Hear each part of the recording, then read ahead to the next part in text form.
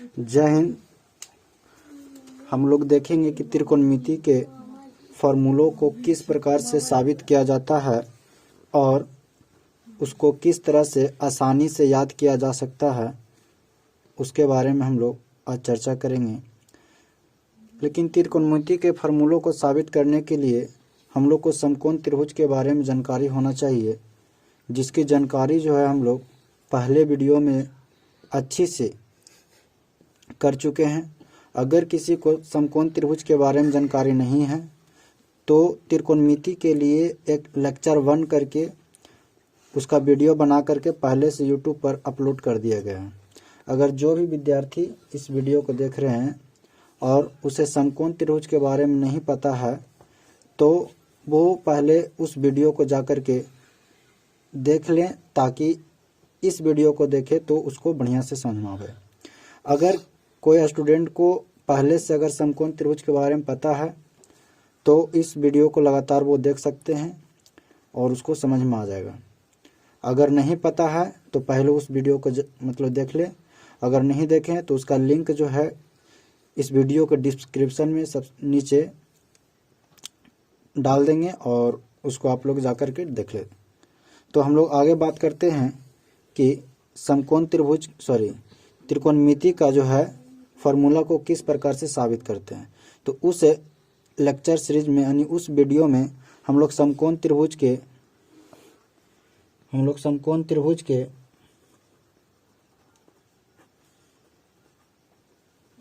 बारे में जानकारी प्राप्त कर लिए थे।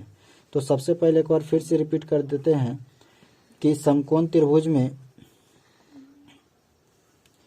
एक कोण 90 डिग्री का होता है और शेष दो कोण 90 डिग्री से छोटा होता है, जिसको हम लोग न्यून कोण कहते हैं।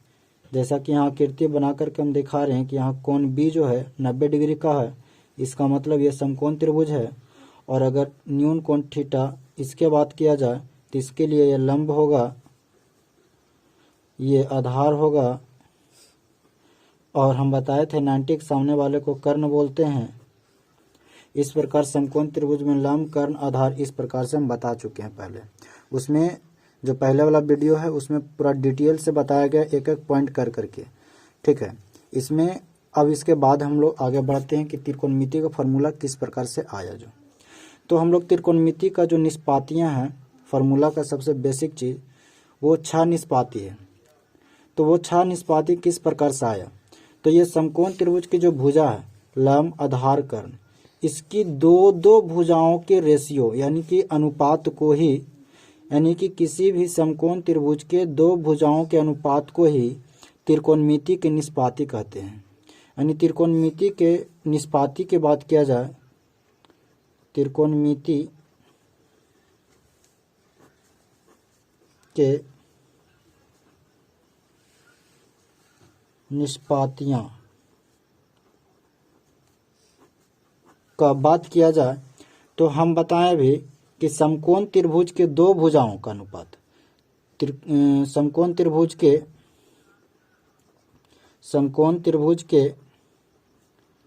2 भुजाओं के अनुपात क्या कहलाता है। त्रिकोणमिति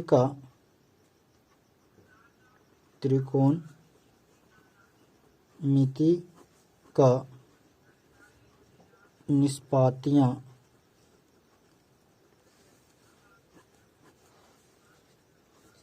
कहा जाता है। अर्थात हम लोग देखेंगे कि इसके तीनों भुजाओं को कितने 2-2 भुजा करके कितने वर्गों में हम लोग बांट सकते हैं। तो हम लोग देख सकते हैं कि हम लोग लंब, ध्यान दीजिए, थोड़ा सा शॉर्टकट में चलेंगे। लंब को हम बताए थे कि यहाँ P बोलते हैं, आधार को B बोलते हैं और कर्ण को H बोलते हैं। यानी P परपेंडिकुलर, बेस और हाइपोटेंशियल मतलब कर्ण, लंब, आधार और कर्ण। तो हम इसकी कम से कम 2 भुजाओं का रेशियो लेकर के देखेंगे कि इसको किस प्रकार से हम लोग कितने प्रकार से सजा सकते हैं। तो हम लोग सबसे पहले देखते हैं कि हम लोग रेशियो जब लिखते हैं तो लंब और कर्ण का अनुपात हो सकता है, लंब और कर्ण का अनुपात हो सकता है, दो भुजा हो गया, या आधार और कर्ण का अनुपात हो सकता है, ये रेशियो हो सकता है, या फिर लंब और आधार का अनुपात हो सकता है, या फिर इसका अपोजिट आधार और लंब का अनुपात हो सकता है, या फिर कर्ण और लंब का अनुपात हो सकता है, या कर्ण और आधार का अनुपात हो सकता है। मैक्सिमम इतने तरीका से ही इसको हम लोग दो दो भुजा को रेशियो के रूप में जब बांटेंगे तो मैक्सिमम इतना, यानी कि कितना 1 2 3 4 5 6 यानी छह तरह से ही इसको हम लोग लिख सकते हैं। समकोण त्रिभुज की दो भुजाओं का रेशियो टोटल हम 6 तरीका से ही लिख सकते हैं। इसलिए हम लोग को त्रिकोणमिति की निष्पातियां टोटल 6 ही है। लंब कर्ण का अनुपात, आधार कर्ण का अनुपात, लंब आधार का अनुपात, आधार लंब का अनुपात, कर्ण और लंब का अनुपात, कर्ण और आधार का अनुपात, यानी कि ये जो है 6 तरह से ही हम लोग लिख सकते हैं। इसलिए त्रिकोणमिति का टोटल निष्पातियां 6 है। अब यहाँ हम लोग बात करते हैं कि 6 निष्पाती को हम लोग क्या क्या बोलते हैं। तो थोड़ा सा बारीकी से ध्यान देते हैं। त्रिकोणमिति कहता है कि समकोण त्रिभुज में लंब और कर्ण के अनुपात, यानी लंब और कर्ण के रेशियो को ही हम लोग बोलते हैं साइन थीटा। क्या बोलते हैं? Sine theta. यानी 6 निष्पाती कौन हो गया? साइन थीटा, यानी साइन, कॉस, टैन, कॉट, सेक और कॉसेक। यहाँ इस न्यून कोण के बारे में हम लोग जान रहे हैं, इसलिए यहाँ पर ही इस कोण के जो मतलब कोण है वही यहाँ पर ही देते हैं। तो कॉस थीटा हो गया, टैन थीटा हो गया, कॉट थीटा हो गया, सेक थीटा और कॉसेक थीटा। तो अब हम लोग बारी बारी से बात करते हैं कि sine theta, cos theta, tan theta, cot theta और सेक थीटा और कॉसेक थीटा क्या है। तो कहता है कि त्रिकोणमिति के दो भुजाओं यानी कि लंब और कर्ण के अनुपात, लंब और कर्ण के अनुपात, लंब और किसका अनुपात? कर्ण का अनुपात। तो लंब और कर्ण के अनुपात को ही हम लोग बोलते हैं साइन थीटा। क्या बोलते हैं? Sine theta. अब इसी को अगर हम लोग शॉर्ट में लिखा जाए तो इसको हम लोग लिख सकते हैं P अनुपात H, P रेशियो H। इसी को हम लोग शॉर्ट में ऐसे भी लिख सकते हैं दूसरी भाषा में P बटा H, यानी कि इसको यानी कि हम लोग थोड़ा सा पहले से जान लेते हैं कि रेशियो यानी अनुपात जो है, जिसे कोई भी मान लिया A अनुपात B है तो इसको हम लोग दूसरी भाषा में A बटा B भी लिख सकते हैं। ये पहले से जानकारी होना चाहिए। यहाँ लंब अनुपात कर्ण है तो इसको हम लोग लंब बटा कर्ण भी लिख सकते हैं, अर्थात P बटा H। यानी साइन थीटा का अगर कोई पूछे साइन थीटा क्या है तो उसका जवाब दे सकते हैं आप लोग कि लंब और कर्ण के रेशियो को हम लोग क्या बोलते हैं? Sine theta. लंब और कर्ण के अनुपात को क्या बोलते हैं? Sine theta.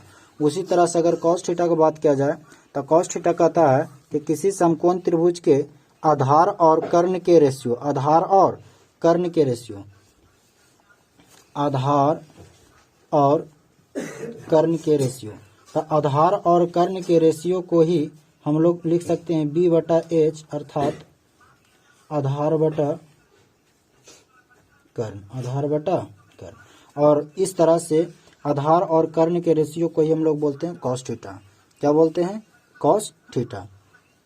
उसी तरह से टैन थीटा कहता है कि समकोण त्रिभुज के भुजा लंब और आधार के रेशियो यानी कि अनुपात को हम लोग बोलते हैं टैन थीटा। क्या बोलते हैं?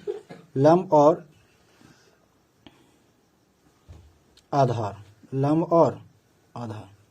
अर्थात इसको हम लोग शॉर्टकट में लिख सकते हैं P बटा B। तो P बटा B को हम लोग क्या बोलते हैं? Tan theta. उसी तरह से कॉट थीटा की बात किया जाए तो कॉट थीटा किसको बोलते हैं? तो यहाँ पर ही कॉट थीटा बोला जाता है जस्ट इसका उल्टा आधार और लंब के अनुपात को, आधार और लंब के अनुपात को, आधार और लंब के अनुपात को, आधार अनुपात लंब, इसके अनुपात को ही हम लोग बोलते हैं कॉट थीटा अर्थात b/p। उसी तरह से सेक थीटा का बात किया जाए तो कहता है समकोण त्रिभुज के कर्ण और आधार के अनुपात को, कर्ण और आधार के अनुपात को हम लोग बोलते हैं सेक थीटा। क्या बोलते हैं? Sec theta. यानी कि उसको शॉर्ट में लिख सकते हैं h/b। क्या लिख सकते हैं? h/b।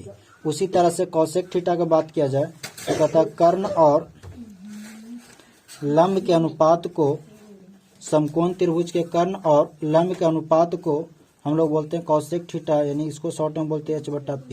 यानी जो 6 निष्पातियां था, यानी 6 तरह से जो हम लोग इसको दिखा सकते थे, इसी को हम लोग बोलते हैं त्रिकोणमिति की निष्पातियां। यानी लंब कर्ण का अनुपात साइन थीटा, आधार कर्ण का अनुपात कॉस थीटा, लंब आधार का अनुपात टाइन थीटा, आधार लंब का अनुपात कॉट थीटा, कर्ण लंब का अनुपात कॉसेक थीटा, कर्ण आधार का अनुपात सेक थीटा। यानी इस तरह से 6 निष्पातियां होता है, साइन, कॉस, टैन, कॉट, सेक और कॉसेक। तो अब अगर कोई पूछ दिया जाए कि साइन थीटा किसको बोलते हैं तो आप लोग आसानी से बता सकते हैं। कॉस थीटा क्या किसको बोलते हैं उसको भी आप लोग आसानी से बता सकते हैं।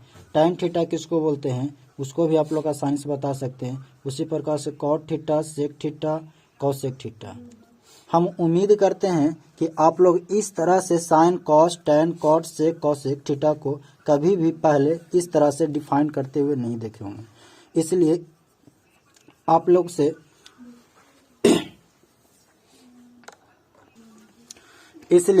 लोग से उम्मीद करते हैं कि ये जो वीडियो है इसको आप लोग अपने दोस्त के साथ शेयर जरूर करेंगे। और अगर वीडियो आप लोग का अच्छा लग रहा है तो इसको लाइक करें। अगर इस चैनल पर नए हैं तो सब्सक्राइब करें। आगे बढ़ते हैं हम लोग कि इस तरीका को, यानी कि अगर हम लोग किसी भी सवाल को सॉल्व करते हैं तो सवाल को सॉल्व करने के लिए अब हमको सिर्फ इस फार्मूला का यूज करना है। हम इस वीडियो में आप लोग को एकदम बेसिक से, ठीक है, एकदम बेसिक से हर एक पॉइंट को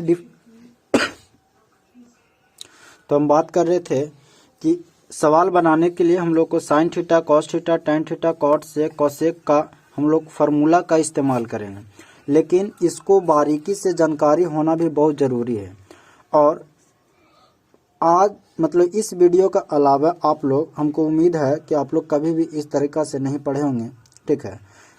इसलिए अब हम लोग बात करते हैं इसका मेन टॉपिक पर कि ये तो हो गया डिटेल से पढ़ना, ठीक है। लेकिन अगर सवाल बनाना हो तो इतनी लंबी विधि से हमको वहाँ कोई काम नहीं करेगा, हमको सिर्फ फार्मूला काम करेगा। तब हम बात करते हैं कि फार्मूला को किस तरह से याद कर सकते हैं।